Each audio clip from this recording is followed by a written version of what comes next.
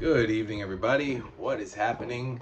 Back with another book review. A day later, guys.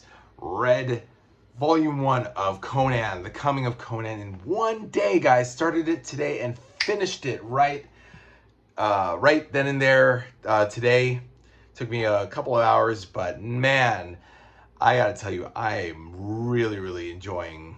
I really enjoyed, I should say, enjoyed, because this is the first volume of Conan that I've read. What the hell's on my finger? Ugh. Okay. Anyway, yes. So already got through the first 13 issues of Conan, 1 through 13, and Chamber of Darkness number 4, which isn't really anything pertaining to Conan. It was just simply a precursor, a testing of Roy Thomas, seeing if the American public in 1970 were ready for a swords and sorcery book. And I guess maybe they were. So Chamber of Darkness starred Star the Slayer, who is like a Conan-esque hero. It was actually pretty cool because it was like a fantasy, and then he ends up in a guy is writing a story about Star the Slayer and is gonna kill him off. So then Star comes into the present day of New York City and kills the author of his story and goes back. I gotta show it to you guys. I don't know. It's pretty cool. So this dude, this guy, Len Carlson, is just writing a story about Star the Slayer. See Chamber of Darkness number 4. And he's kind of Conan-esque. I don't know if you guys can see that. He's kind of Conan-esque with the horns and everything, but there's no Conan involved. And he just ends up in the present day and kills the guy who's writing his story. And he's like, oh, you're a troll, the wizard. And he's like, no, I created you. You're a creation of mine. And he gets killed. And that's it. It's just, that's Chamber of Darkness number 4, which sets up for the Swords and Sandals epic of Conan. Sorry, guys, I had 2 glasses of wine, so I'm a little like, ooh, I feel good.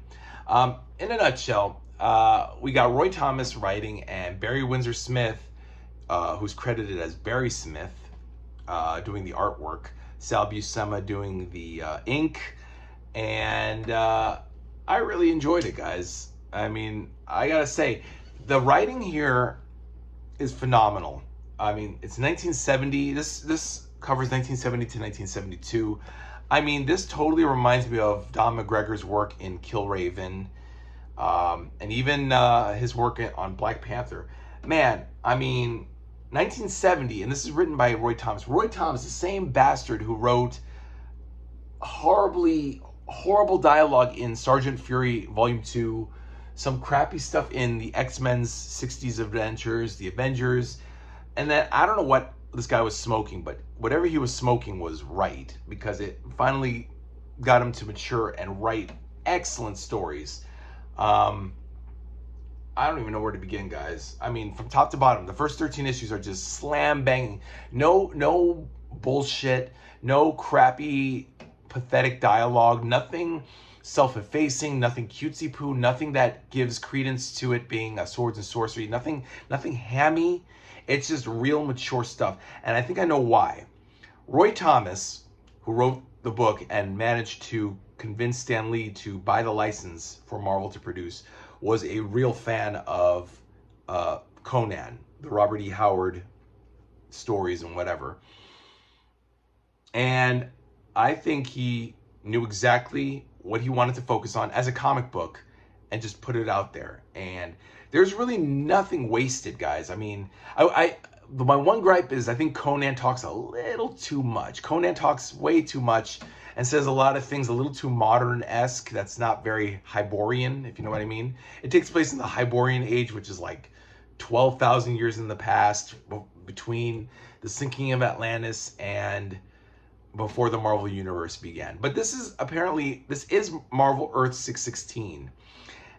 So even though Conan is not part of the contiguous Marvel Universe that we know with Fantastic Four, Spider-Man, X-Men, Avengers, yada yada, it's still part of the Marvel Universe, which is why which is what compelled me to to get this. Plus also Roy Thomas. I heard a lot of great things about this. And guys, I'm so glad I read this. So glad.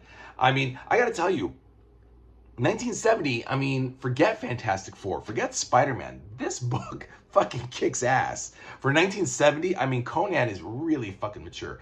And anybody who read this stuff, who read it back in the day, I'm sure you guys can agree with me, like, wow, you know? I can't really single out anything in particular. I mean, Conan is a sexist pig. I'll say that. Conan is very sexist, and he says a lot of really disturbing things about women. But those were the times. I'm not a woman, so I wasn't offended. I'm not offended by anything. But I'm like, damn, really? You think that little of women, Conan? Yeah. I'm trying to remember that chick, the slave chick, in like issue. What was it? It was like towards the end, like issue when they're fighting the Dweller in, not the Dweller in Darkness, but the Dweller in the Dark. When they fight Queen Fatima. Queen Fatima. There's so many names, guys. I can't even begin to, all these places. There's Samaria, there's Aquilonia. They even give you a nice little map here to keep track of where Conan travels. Right here. It's so, oops, almost dropped that. It's like so cool. So there's like Aquilonia, there's Nemedia. I don't know if it's Nemedia or Nemedia. Oh god, I really hated pronouncing some of these countries, guys. There's Samaria, which is where he's from. He goes to Vanaheim, and there's an Asgard, but it's spelled differently. That's the first issue where he fights these two armies because they're north of Samaria. He goes to the deserts. He goes to Corinthia. He goes to Zamora. All these places. Bithynia, you know, I loved it. I love these new, the new language. And I think part of what makes this work is that there's something somewhat Shakespearean about the language of Conan. And don't get me wrong, guys. I'm not saying like this is like Shakespeare. Like you're going to be like, what the fuck are they talking? They talk normal like we do. But there's an elegance to the language like British people. You know, there's just like an elegance where it's not rough. But it's not corny. It's not corny like how Stanley and Roy Thomas wrote in the 60s. You know, by 1970, I think Marvel and DC made a conscious effort to talk like normal people and not be foolish, you know. But God, guys, I wish I should take notes and really, like, there's so many great moments throughout this. My only one gripe is, yeah, that Conan talks way too much. It would have been better if he just like kept silent and like we see his eyes. But there's like great paneling, great artwork by Barry Windsor Smith. You know, Conan just looks like a stud. By issue 6, he gets rid of that horn helmet because the chick is like, you look like an ox or yak. Take that off. And like he does. Oh, and then she betrays him. I think her name was Jenna, this blonde bitch. Who comes back later, and yeah, he fights this woman who turns into a tigress. What was her name? Zephra, and her father Zucala. That's issue 5. Yeah, he meets this chick Jenna who betrays him like twice, but Conan, being a dumb guy, like a dumb male, takes her back, and then he finally drops her in like in the shit.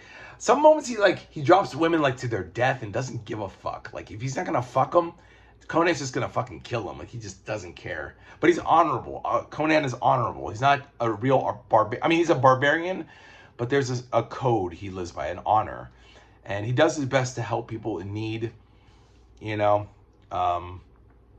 but he just kills people. I love it. Like Punisher, like Wolverine, like U.S. Agent. Like I don't know. He's just a fucking badass. I love it. He doesn't wear a shirt. He has like his man tits out, his titties, his musculature, his muscular body. Yeah, just Conan is a stud and he's a badass, all rolled into one. And these women, love the artwork, just the facial expressions. Again, all by Barry Windsor Smith.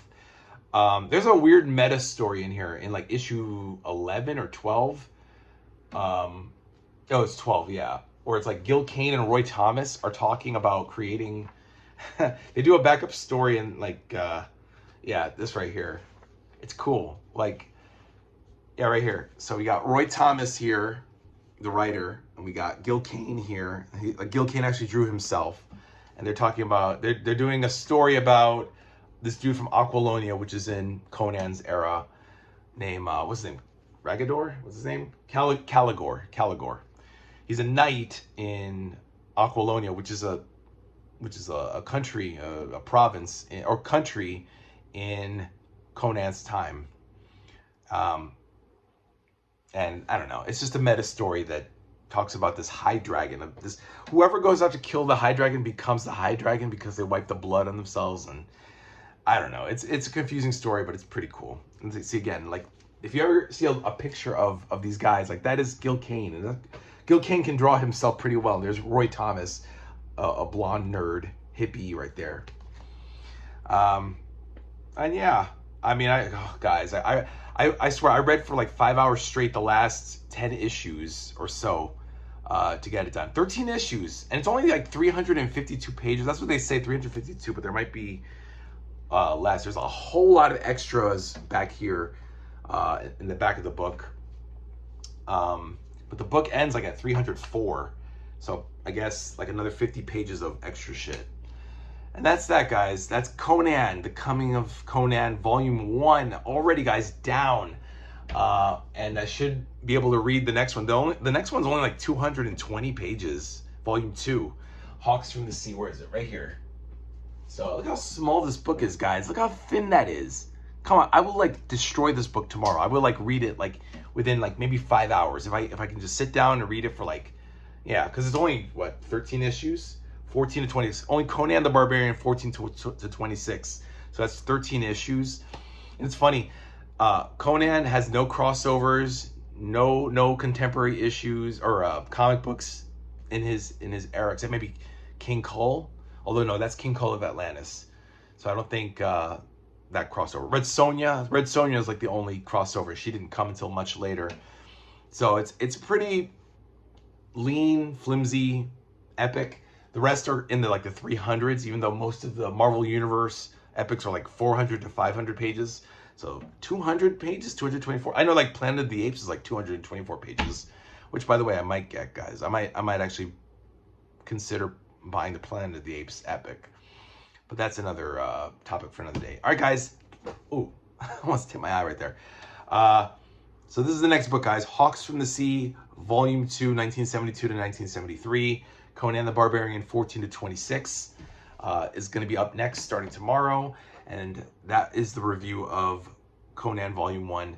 Guys, leave me your comments down below. Like and subscribe, or don't. I don't give a fuck. And I'll see you guys next time. Let me know what you guys think about Conan and what are your experiences. Because I'm actually really fucking blown away at how good this book is. Way better than any Marvel title back then, like any superhero title. Shockingly, right? Like Spider-Man, Fantastic Four, nah, like Conan is way better written. Like, and by Roy Thomas. Roy Thomas was the same bonehead who did these horrible stories in Sergeant Fury Volume 2. I still have nightmares from that, guys. From reading that. Actually, I don't have nightmares, but you know what I mean, guys. It's just horrible. I dread when Volume 3 comes out of Sergeant Fury. Anyway, all right, guys. Whatever, blah, blah, blah. I'll see you tomorrow, hopefully, if I can get Volume 2 of Conan done. You should get another quick review on that, and I'll see you next time, guys. Bye.